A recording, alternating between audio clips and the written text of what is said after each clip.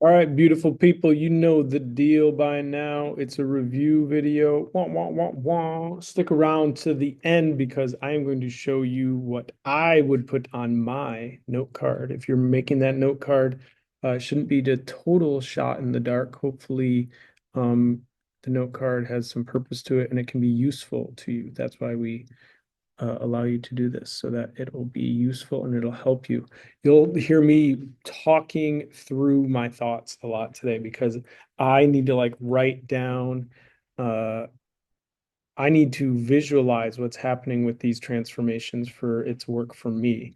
And after I was done like going through this review and doing these problems, I'm saying I wrote on a note card like what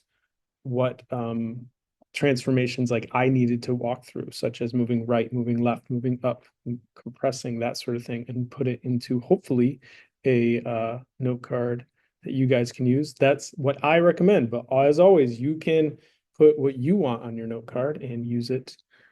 I need to get the slideshow going. Speaking of talking through my thoughts. And I'm talking just to my students right now, but I'm sure the other teachers agree as well. If for whatever reason you're going to be on vacation or whatever, you need to communicate that so we can make a plan, Stan, and figure things out because the expectation is that everyone will take the test on Thursday unless previously discussed for a special situation. All right, there's the pen. Without further ado, okay, again, what is happening here? It's kind of tough. It was kind of tough for me to visualize what was going on here.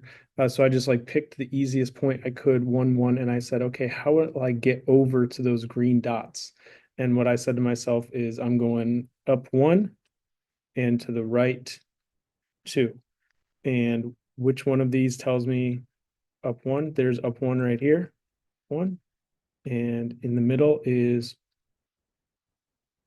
right 2. So that's why I picked C. Okay. And then or here on the reflection. So I'm going from solid line to green dots. And the first thing I notice is that we go from regular parabola to upside down parabola. So we flip.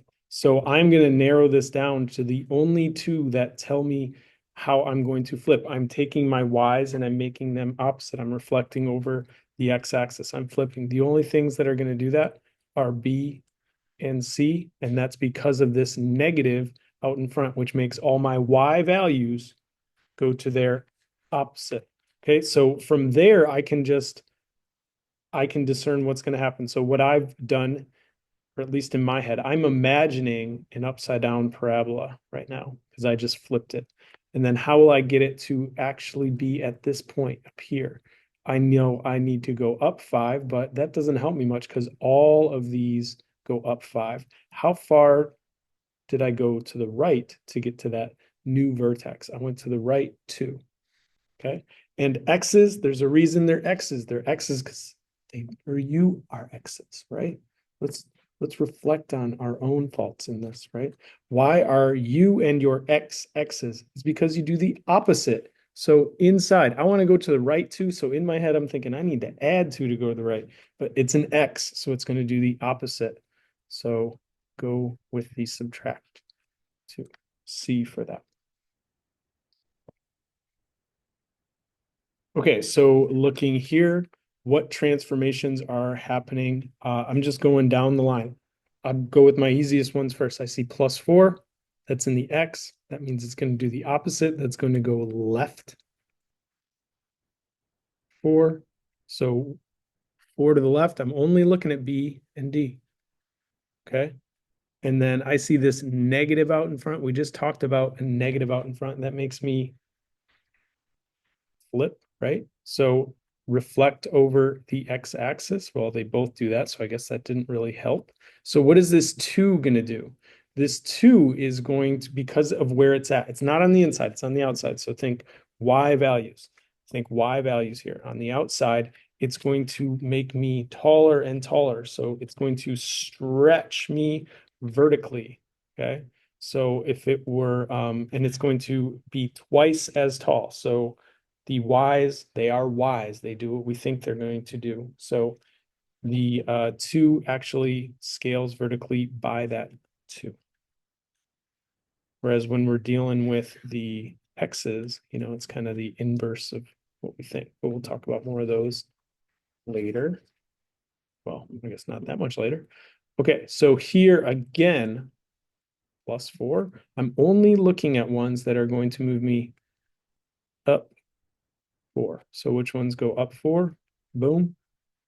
Again, narrowing it down to B and D. So that 0.5, it's going to scale me because it's on the inside, right? The outside we scaled vertically. On the inside, it's going to scale horizontally, right? So if you're on the inside, again, it kind of does the opposite of what you're thinking of. All right, so how I like to think of it, so it's a horizontal here, right? A factor of 2. But here we have 0.5. So 0.5 is equal to 1/2, the opposite of 2, or reciprocal. How I like to think of it is, okay, your x is your horizontal, okay? A factor of 2. So I like to think of this as going,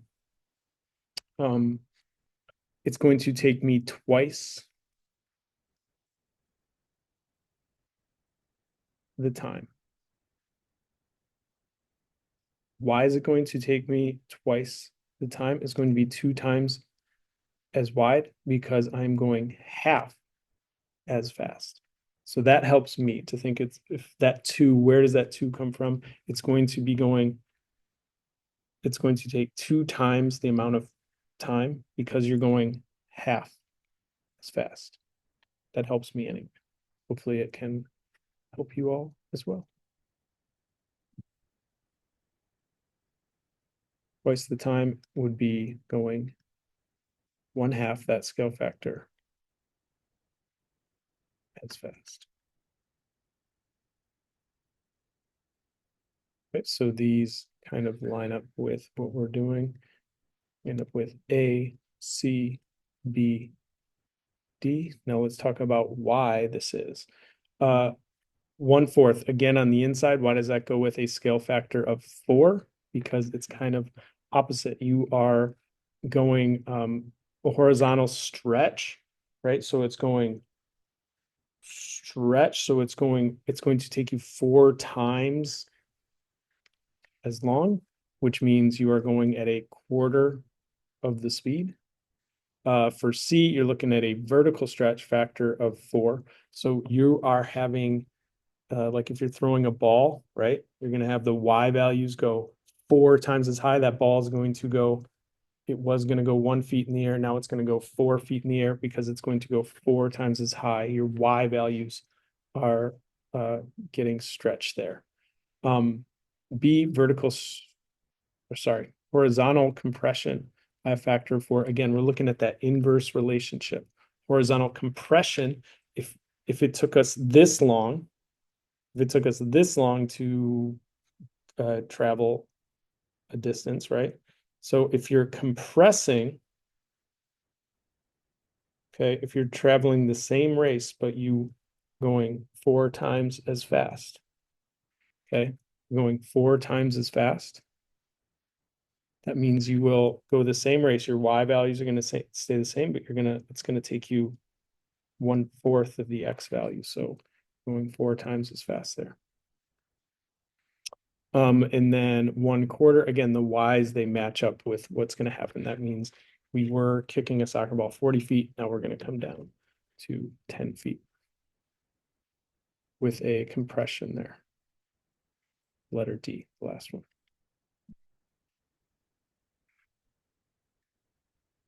Okay, so on this next one, I know looking at these letters and the negatives and where they're at, let g of x equal the negative f of x. So this is what I see this as.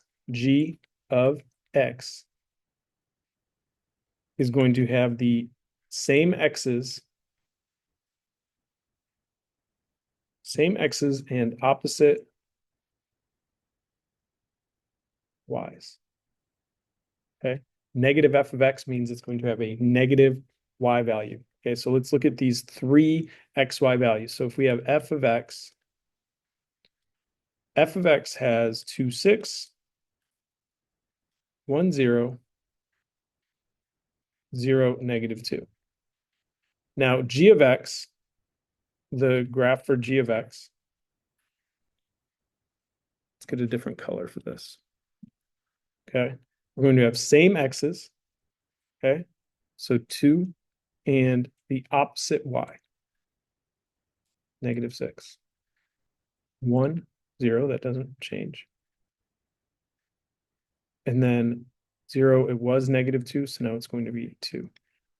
So when we do that, 2, negative 6, 2, it kind of stinks because it goes off the page here. We'll just imagine it's down here. 2, negative 6, 1, 0. We end up having the same x-intercept. And then 0, 2. And then the opposite, this maybe reflects it best, right? We see that we're going over the x-axis. We're reflecting over the x-axis. And you end up with a graph that looks a little something like this. Okay, a reflection over the x-axis. Same x's, opposite y's. All right, now we still have f of x over here. That's what we're basing this on. Let's look at the new one, h of x. I just did blue, so let's switch to green. So h of x, if it has, where is it? Okay, negative x. So that means the opposite x. So you're going to have h of x has the same y values and opposite x's of compared to f of x. We're saying what is going to happen to h of x. So h of x, if f of x is 2, 6, right? We have the same y's, opposite x. I got to go slowly through these in my brain. I know I have to. Same y's. So I have 2, 6. So I need, go ahead and write 2, 6 again. Okay. Same y's. Don't do anything with the y. Opposite x. Change that to a negative 2. Okay. Same y's. Opposite x. 1, 0. 0 wouldn't change anyway. Opposite x. Negative 1.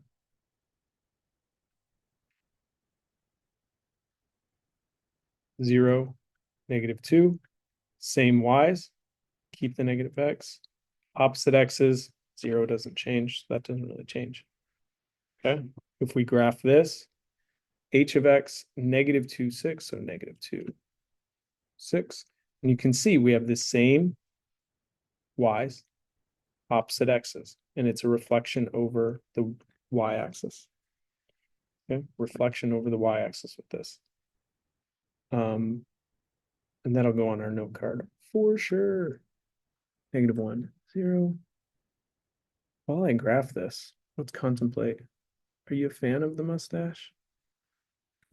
Most people aren't, and that's okay. Like and subscribe, or vote down if you don't like or you do like the mustache. I'm just joking. You don't have to do any of those things. Okay, reflection over the y-axis results in same y's, opposite x's.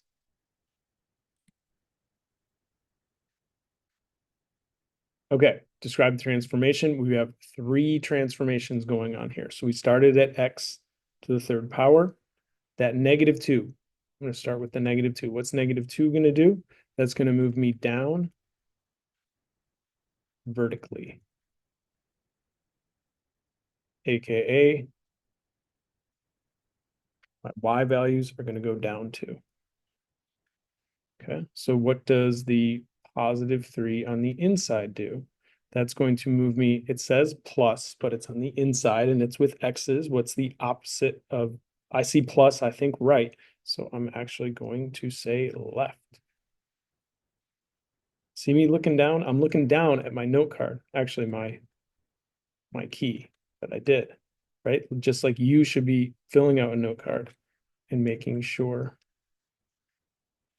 that you're prepared for this. All right, and then this negative x, okay, if you are getting the opposite x value, okay, you get the opposite x value, you are going to reflect over the y axis. Okay? That's what the negative x does. And you see the x and you're like, oh, well, why isn't there a reflection over there? So think about this. If you had this point right here, we'll call it 2, 4. Okay. If we give the opposite x there, then you would have negative 2, 4. Same y, right? So by having an opposite x, you are going to reflect over the y axis. Okay. That's the point there, by the way. It's not supposed to be a negative. It's negative 2, 4 and 2, 4. A 2, 4, eh? All right. Onward. Okie dokie. So if we're looking at a ball, same path is up above. So really all we have to do is look at what's going on up here, but it's going to be 5 seconds after. So we're going to have the same height. It's going to take the same amount of time to land on the ground. It's just that we're going to start later. Okay. So think about how would we move this graph if this first graph was just like this? How would we get our second graph to basically do everything that the first one did, just start 5 seconds later, right? So how would we move it to the right? Well, we've talked about before that when you are moving to the right, you need to take well, moving right and left, you need to deal with your x values, right? So k of t, Katie, my wife, Katie, is basically taking that first function, h of t, and making all the x values go to the right 5. Now, how that actually looks when you apply this to the function that we have is that you take 4, that's just your y-intercept, like that's not going to change, right? What is going to change is you have 50, you have a t there, now it's t minus 5.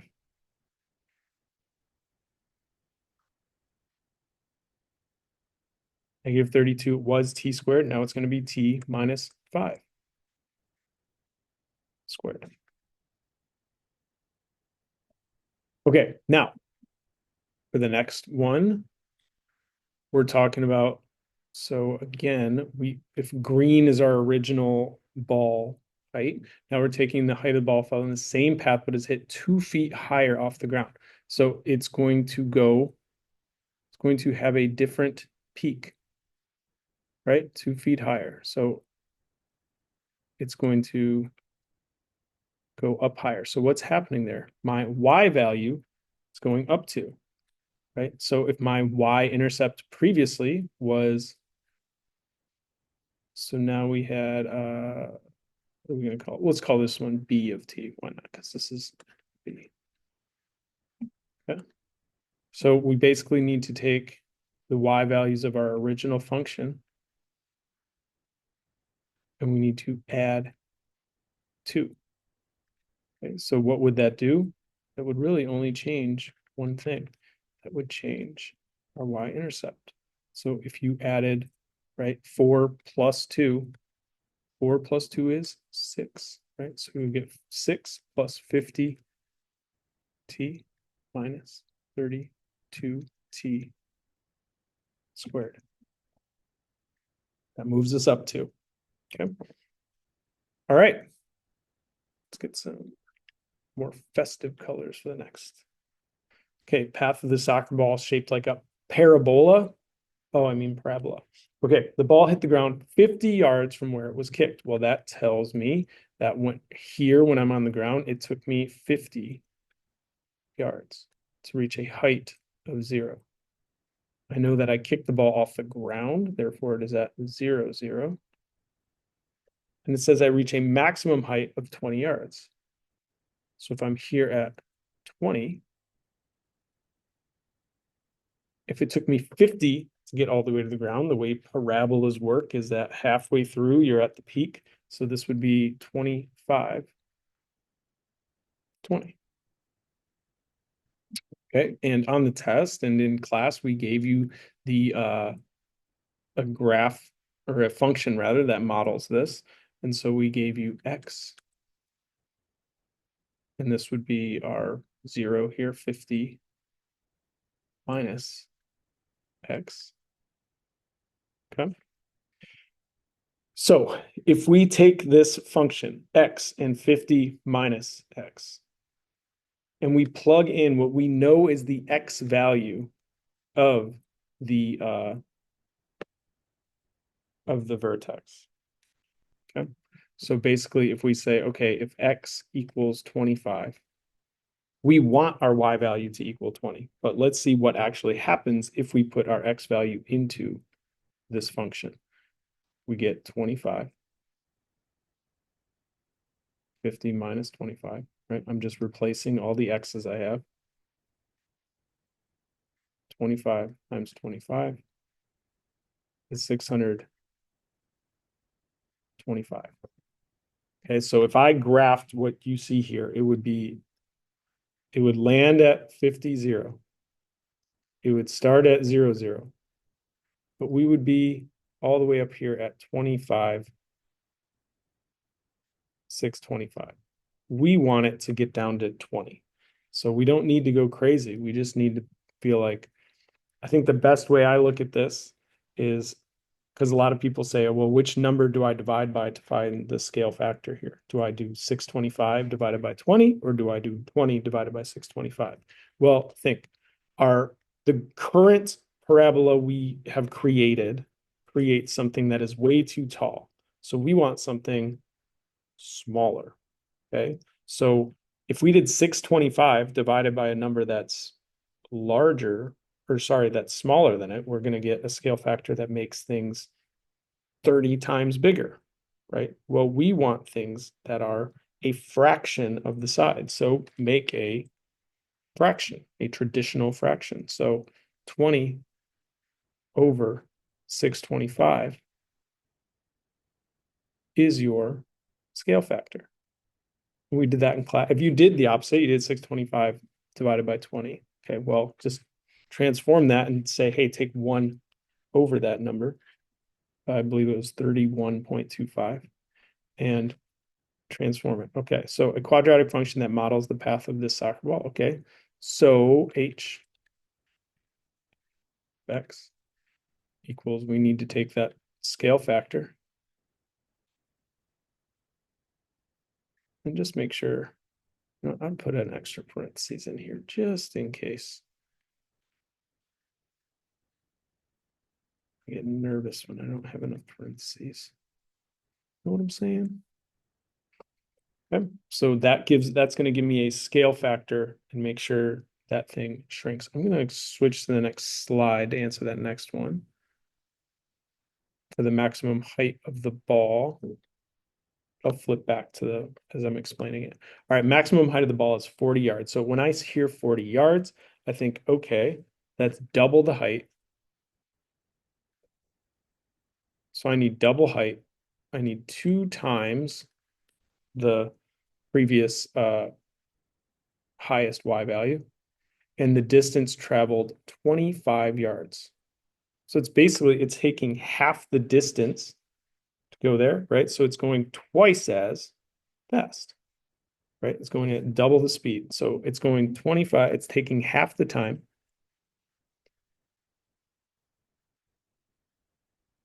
AKA 2 times the speed. Okay, so let's look at our equation. So how would I get k of x to accomplish double the height? Well, I would do 2 times h of x. That accomplishes double the height.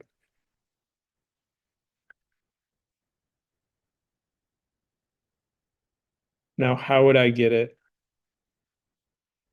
to do double the speed or take half the amount of time, right? Half the amount, right?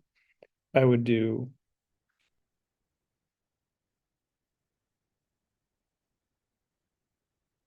if I want both of those things to happen,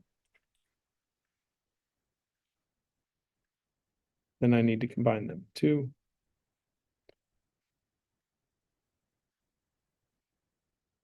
Okay. Now that's what it is at its core, right? But when I do this, when I multiply 2, remember that scale factor, it was, let's put what we had before there. Let me rewrite it. H of x was 20 over 625 times x. It's 50 minus 2x. Or sorry, no, it was just 50x. Oh, I gave away what we're about to do here. All right, so I need to double the scale factor because I need to not go, I basically need to turn 625 into 40. Okay. So k of x is going to not have 20 over 625 as a scale factor, but it's going to have 40 over 625. It's not going to have x. I want to go twice as fast. It's not going to have 50 minus x. Again, I'm trying to have this happen in half the amount of x's.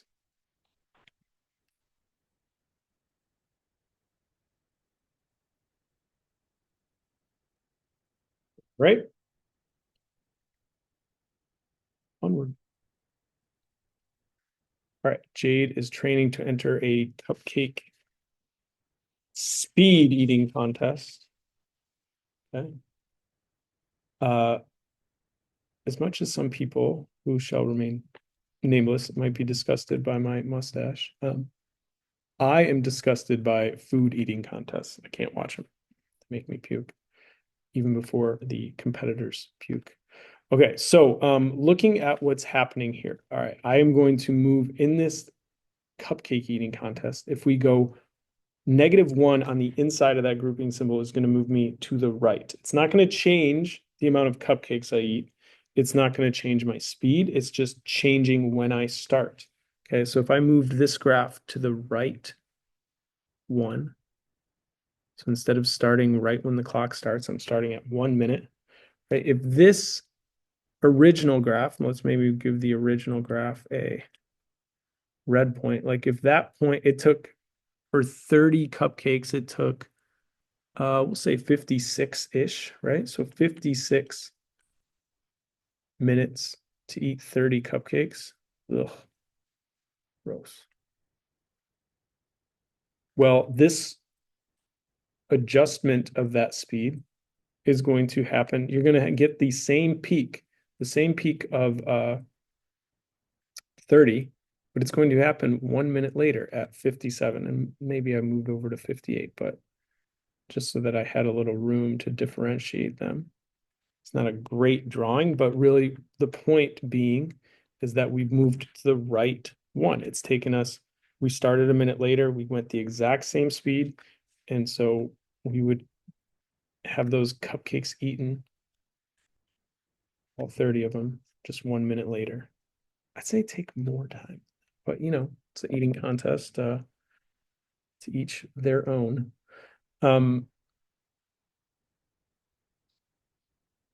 And just if we put words to that, okay, this is going to go 1 to the right. What does that mean? That means we start and end 1 minute later. Tater later. Okay, but consider that it's same speed,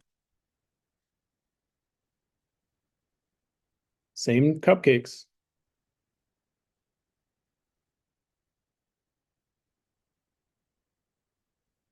new, start, and end.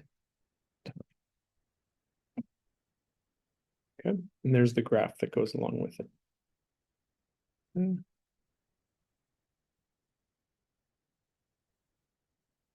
All right, and then let's look at this latest attempt. Okay, we'll think of this as f of x. Has the same general shape as her first attempt. Okay, but we're going to do these 30 cupcakes in half the time. Okay, so half the time means we're going to have the exact same high y value, 30, but it's instead of taking 56 minutes, it's going to take half that. So when I'm starting with the graph, first of all. So I'm thinking it took me 56 minutes before. It's going to take me half the time. So 56 divided by 2, 28. All right, so if it takes me 22, 4, 6, 8, 28 minutes to eat those 30 cupcakes, right? Same amount of cupcakes, twice as fast. Okay, now how would I accomplish that? How would I accomplish now I need to go twice as fast. In other words, I need half the amount of x's. So I need to go twice as fast. So that f of x is basically you're taking that original function and you're going 2 times as fast. So what was that original function? That original function was 4 root x. Don't multiply the 4 by 2 and get the 8. That's not what we're looking for, right? We don't need to get twice as many cupcakes. What we need to do is go twice as fast and mess with that x on the inside here. So f of x ends up being 4 root 2x. Our peak on that is 28. Right? Half the time. Or you go half the time, you go twice as fast. That's how I like to remember it. Okay. This is what my note card would look like if I were you. And I'll walk through each one of these, right? We kind of have hinted at all of these along the way in the video, but just to be absolutely clear. So if I want to move right 2 units, then on the inside of the parentheses, I would go -2. If you want to go to the left 1 unit on the inside of the parentheses, +1. X's do the opposite. Y's are wise. They listen. They go, if you want to move down 3, do exactly that. Move down 3, do it on the outside. Up 5, f of x is going to add 5 on the outside. These ones are a little tricky. Excuse my handwriting here. G of x equals negative f of x. Think of that. Your y values are the opposite, which means you're going to reflect over the x-axis. Okay, so you have the opposite y values, same x. I even gave 2 coordinate points. That would basically take a 2, 4 and turn it into 2, -4. It would reflect over the x-axis, giving me opposite y values. Okay, right there, opposite y values. The next one, I'm going to get opposite x values, right? I have g of x and then I get opposite x values. So I'm going to reflect over the y-axis, which gives me the same y's, 4 and 4, but opposite x is 2, -2. Okay, there's vertex form down there. This test doesn't really touch on vertex form, but sometimes good to have. You could probably ignore that if you are looking for space. Okay, I have extra note cards in the back in my classroom if you need a new one with lines, if you didn't like the one with the gridded one that I gave you. Okay, a vertical stretch. I wanted to make sure these were on here. If you basically, what I think of as a vertical stretch, it's going to take you the exact same amount of time, okay, but you're going to go twice as far, right? So your y values are getting stretched, but your x values are staying the same, okay? So basically you're going from this bottom to the top. You're stretching. Same amount of x's, 3 times the y's. Vertical compression. I like to think of that. It's the same amount of time, but you're going to get half as much. You're going to go half as far, right? Or the ball you throw is going to go half as high, something like that. So you get the y value of, you have the same time, but it's half the height. Okay. Horizontal compressions. I like to think of that as you running the same race, but it takes half the time. Okay. And if you take half the time, okay, you're compressing, you're going 2 times as fast. So that's where that 2 comes from. All right. So think if you, this the rough one right here. So if I ran a race, boom, so out and then back. Okay. Now I speed up, I get much faster on this next dash line. Start in the same spot. I go the same distance, but it takes me half the time to do it. So I'm going 2 times as fast. So 2 times on the X values. Horizontal stretch, opposite. Same race. Okay, but it's taking you twice the time, aka you're going at half speed. And that's where that half comes in on the middle. That's what I would put on the note card. Maybe you disagree. Good luck, everyone, and have fun on spring break. I should say have fun. Be safe also.